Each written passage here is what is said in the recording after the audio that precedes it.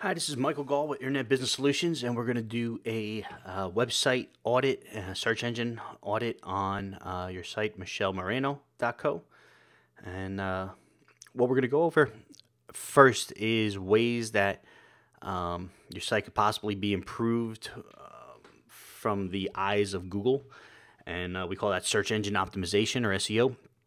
And SEO is split into two different sections. The first section is on-page SEO, which is the factors that are on the page and the signals that you're sending to Google that you have 100% control over. And the second part of SEO is off-page SEO, and that's how the rest of the internet links to your site and interacts with your site. So for the purpose of this video, we're going to concentrate more on the on-page SEO, and that's the area you have the most control over. So let's get started. First of all, you have a very nice, nicely designed web page. I like the imagery. It's very clean. I love the call to action here to build your email list. From a conversion standpoint, we don't necessarily recommend doing a video header in the background here. It can cause some issues. And when I first came to the site the first time, it was just showing the picture with you here, and it was paused. And once I played the video, I not only had to play the video, but I had to play the sound separately, which was a little frustrating at first because I kind of missed the beginning of what you said and I couldn't rewind. And the second thing is that once I started it, for the next several visits, it auto-played every time. Now when I scroll down and then come back up, it actually changed to where it was a second ago without me clicking on anything. So if somebody does scroll down first and then they want to go back, they may not realize that you're there ready to talk to them. In fact, this icon here for the speaker and the play by itself is usually an indicator that there's audio on a page. And I actually clicked that expecting there to be some kind of background music or something, and was surprised to see that it was a video playing. For this, my recommendation would be to just embed a normal YouTube video in the frame here. And one, I think it'll be more apparent to users what your intention is for them to watch the video. And number two, if you embed it on your page, every time your page gets looked at, it sends a signal back to Google, because Google owns YouTube, and lets them know that you're getting activity on your page. And the more activity they see that you generate yourself for your page, the more they're going to start to consider that maybe they should rank you. So that's one suggestion. When we look at on-page SEO, there's three main areas that we want to focus on that should always be done on every web page. The first is the URL. Now, on a home page, you don't have a lot of options. But when you go to some of your subpages, okay, like for instance, praise. If I click on praise, you have praise in the URL. If I go to group coaching under work with me, you have viewers into clients. So my suggestion on this is the average person is not going to know what this means.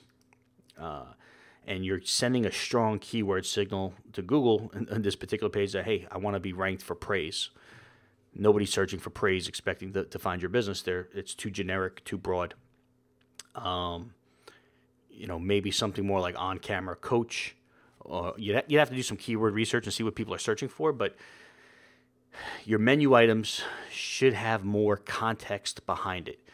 These one-word type menus and these one-word, well, you can't always have more than one word in a menu effectively, but you should definitely have it in your URL on your subpages, more of a context that Google can learn from. Google ultimately is a robot. So while a human coming to the page is going to understand a lot of these things that you mean, you need to be very more black and white and zeros and ones when a robot's reading the page. And Google's not going to understand what praise means. They could think this is religious. They could think this is a review. They're not going to know how this relates to your business with just this much information.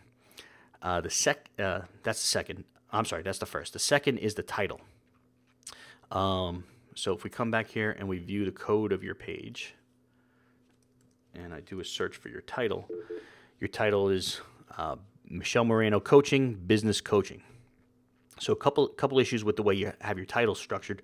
Number one, we usually put the brand name to the right, and we put the most important keyword to the left. Okay, and the closer it is to the beginning of the statement or title, the stronger the signal is for the keyword to Google. So I'm going to show you an example of a perfect page in a few minutes, but you'll notice the business name is usually to the right, because Google's going to learn what your brand is based on other signals you have out there, and there shouldn't be any confusion that you are Michelle Moreno Coaching.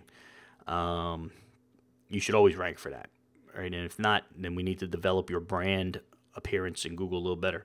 So you're wasting this opportunity to get found for a keyword on something that's going to be an automatic rank, number one. Number two, business coaching is way too broad. And from what I just saw, you're more of an on-camera coach, a video confidence coach, things like that.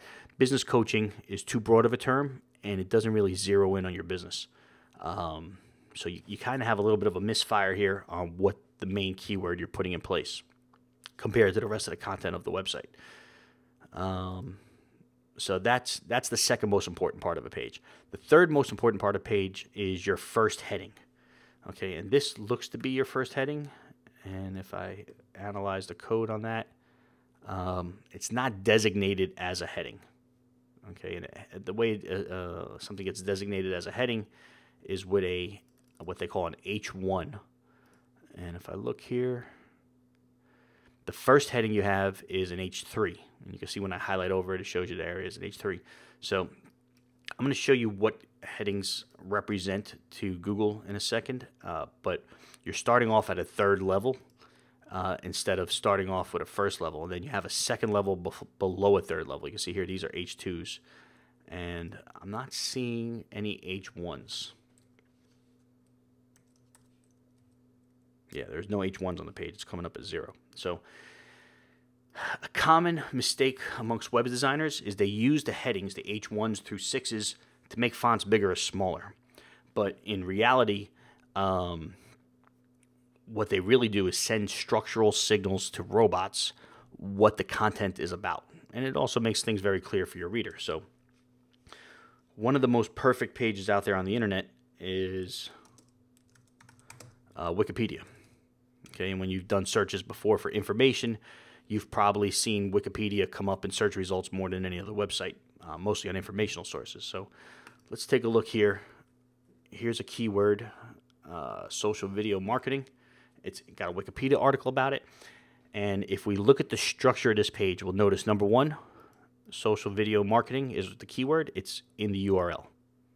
Okay, that's number one. And it could be either underscores or dashes, makes no difference. The second is the title.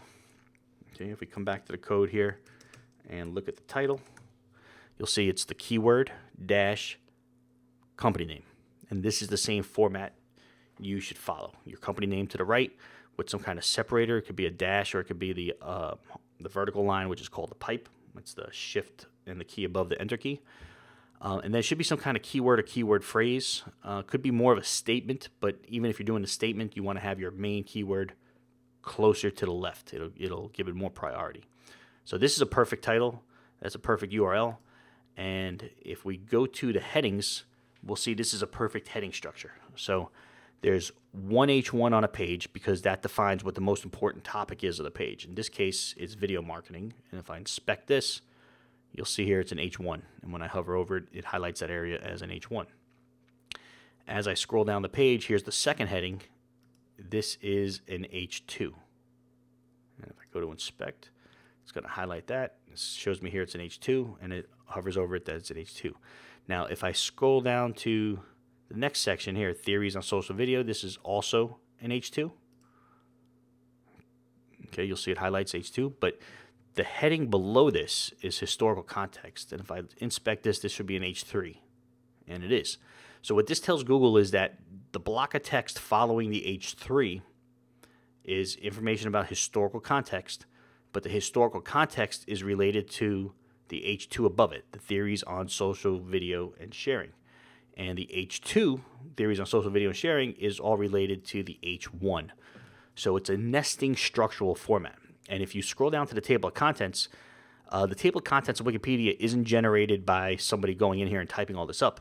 The table of contents is generated based on the program that builds the web page reading the headings. And it kind of lays out things in a kind of a college essay format or a college term paper format.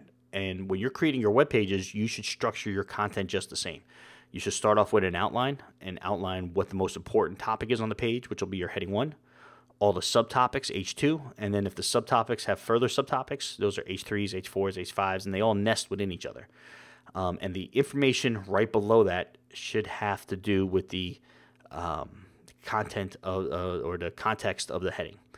And you always want to put them in order. There should never be, on a college term paper, you never write your outline where you do 2 or 3 indents before you do a first indent. And the same rule would follow on your web page. So your web page right now has some structural issues that are probably confusing Google, and probably why you're not necessarily ranking for a lot of keywords that you're trying to rank for. So I would get with your designer and talk to them about that. The next thing we do, we'll analyze the page, see how many words you have on it.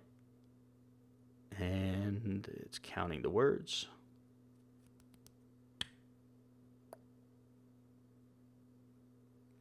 Okay, you have 1,183 words. That's fantastic. That's a great amount.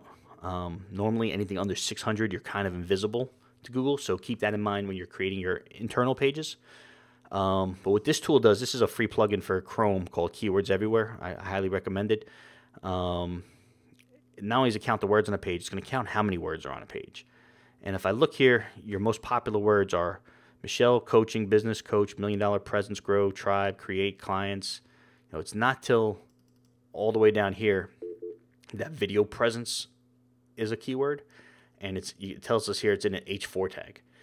So I would think this is one of your more prominent keywords, especially since my understanding is you're a video confidence and charisma coach.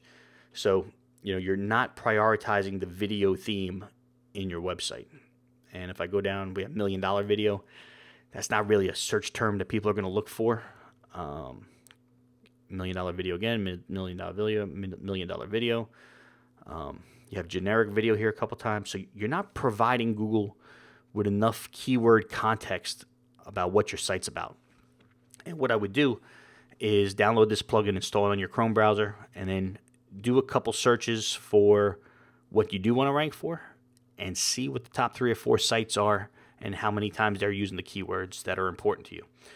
We say that when we're trying to figure out how to rank a site with Google, we're playing a game of poker with Google, and Google has no choice but to show us their cards. And by that we mean they show us what they like about the top 1, 2, 3, 5 sites. And you can go and analyze those 5 sites with a tool like this and compare it to your site and see where your deficiencies are and see what you're possibly missing. Most people, when they design a website, they don't think like this. They don't think on how they're going to have to teach a robot. And they like to use creative phrases and branding phrases, and that's fantastic. But you need to mix that in with some, black and white, 0 and 1 type phrases that's going to really send a clear signal to Google on what your website is about. So that's it for the on page. Some of the other things we look at from a conversion standpoint, I use a tool called foldtester.com. It's a free service. You go here and you click on the pencil, and you can enter your URL. And what it'll do is put this overlay on your website. And what this does is it tests and shows you what percentage of the page people see immediately when they come to your site based on the different browser sizes out there. And the reason we call it fold tester is it tests what is above the fold. And above the fold comes from the newspaper industry, where back when newspapers were the dominant media, newspaper company would send out newspapers to a newsstand, and they'd be stacked up, folded in half. And the editors would get the juiciest headlines above the fold, so that when the newspaper's folded and stacked up, people see the headline and they want to buy the paper. Well, that same concept applies to websites. And this shows your above the fold content. So your above the fold content has this video that's paused in the beginning. And you have your first line of text here. But if you notice, your call to action, which I think is your most important part of the page, getting them on your list, is below the fold. And not only is it below the fold, less than 50% of your audience is seeing that at first. So you're not really giving any instruction or call to action to your users when they come to the page. And our statistics have shown across the board, across hundreds of clients and hundreds, thousands of websites we've analyzed over the years, that people don't scroll.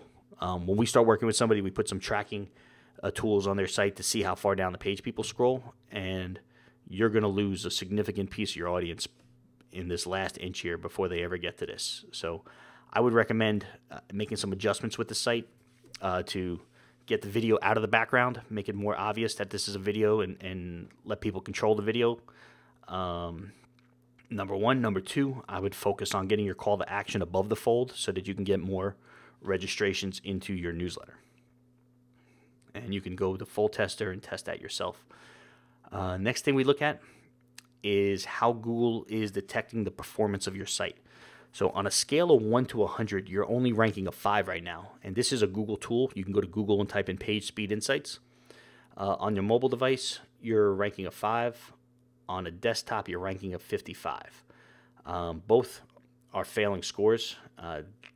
This gives you some technical information about what the issues are. You can give this to your web designer. But some things that are sticking out is, one, the video is causing an enormous network payload. Not really the best idea to be loading a video every time somebody comes to the homepage from a Google standpoint and a usability standpoint. Number two that stands out is you have 992 elements that need to get loaded for the page to work, and that's a little high. About 2.5 years ago, Google switched to what they call a mobile first index. So Google's going to evaluate how your website ranks on a mobile phone, or how your website is used and the signals it gets from a mobile phone to decide how it's going to rank in Google itself. So the fact that this is a 5 is a big warning sign that something's wrong. And if we look at this little rendering, this is how Google sees your site. And you can see it's loading with some errors. And this is really based around that video loading the way it's set up now. So that's just another indicator that Google does not like to see background videos, especially in the heading section of a page, or in the above the fold section of the page. You're better off with an embedded video. The next tool we take a look at is gtmetrics.com, and it's another free service. You can go here and put your URL in, and it'll analyze the page. And once again, it's giving us a failing score of a 47% and a 63%. It says the page takes 18 seconds to load. Google really wants to see a page load in 3 or 4 seconds on a desktop, under 2.5 on a mobile. And your size of the page is 33 megabytes. It's very large. It's about 10 times larger than it should be. They're saying this tool tests hundreds of thousands of sites a day, usually between 100 and 200,000. And these averages that they show us are based on real-time analysis. So they're saying the average website that they analyzed in the last 24 hours was 3.2 megs, and you're 10 times that. The average website had 90 requests, you're 144. The average website took 7 seconds to load, and you're taking 18. The average score here is a 71, you're a 63, and a 72, and you're a 47. And then as we go down the page, it highlights what the issues are, and a lot of the issues looks like you have some really large images that can be reduced, as well as that video taking up a lot of download space. So I would get this to your web designer and see if there's some ways that maybe you can redesign the site to create a better performing site, and that in turn will help Google want to show you to more customers. Next thing we look at is we have a dedicated mobile tool that Google makes available. If you just do a search for test my site in Google, you'll probably come up with this one. It's the one that's on the Think with Google domain. And again, we put your site in here, and it says on a 4G connection, it's taking 7.2 seconds. On a 3G connection, it's taking 15 seconds. Either way, Google wants to see it closer to 2.5 seconds to just call your site average. So once again, anytime Google tells us something's an issue, we want to take a look at it. If you scroll down the page, it'll give you some ideas on what can be done to speed this up. And again, notice that Google's loading up an error when they look at your site. Next, we have another mobile-friendly test. This is more of a pass-fail. But when Google looks at this, again, we see the errors. And number two, we see that it says your page is having issues loading. So another warning we should look into. And then as we wrap this up, if you go to Google and type in site : your domain, what it'll do is it'll show you how many web pages you have indexed in Google. And right now you have 132 pages, which is great. It's a decent amount. The reason we look at this is sometimes a site owner says, oh, I have hundreds of blogs and hundreds of pages, and we go to take a look and there's only 10. And that indicates there's a problem. So In this case, I don't know exactly how many pages you're supposed to have, but 132 is a decent amount, so it looks like you have a lot of great content on the site, and it doesn't see any issues that are standing out to me right now. What is interesting is that these listings are in order of strength from an SEO standpoint. So the homepage should always be your strongest page, and it is. So great job there. But if you wanted to test other keywords to see how strong, what pages rank for them, and then what your strongest pages are, if I come in here and type in video coach, it's saying that, hey, your homepage is the #1 page for this, and that your praise page is the #2, and the third page is your about. So they all have the word video and coaching. Google kind of highlights them. What I'm noticing is none of them are together in a phrase. So that could be an indicator, if that's a word you're trying to rank for, that you need to make some adjustments. But these are the order of importance that this term comes on your site. And the final thing we look at is we do a search for you, and you're coming up #1, so that's great. Google knows about your brand, and you're passing that test, so great job on that. So that's all I have for today. Hope you found that informative. Your site overall just needs a couple of little improvements, and I think you could start getting more traffic from Google. So if you have any questions or want to discuss anything in this report, feel free to reach back to me on the email that I sent this to you on. Also, just throwing it out there that we are a full-service digital marketing agency. If you ever need any help with your design, your site's performance, any search engine optimization, or Google or Facebook ads, we'd love to have a further conversation with you about that.